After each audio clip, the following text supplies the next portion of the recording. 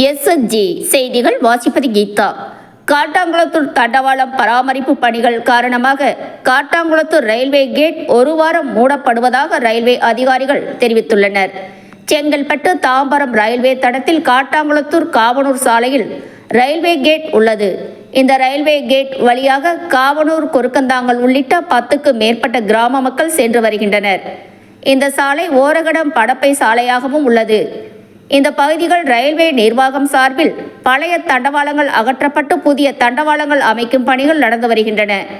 இதற்காக மே 19ஆம் தேதி முதல் 25ஆம் தேதி வரை தினமும் காலை 10 மணி முதல் மாலை 4 மணி வரை ரயில்வே கேட் மூடப்பட்டு பராமரிப்பு பணிகள் நடக்கவுள்ளன.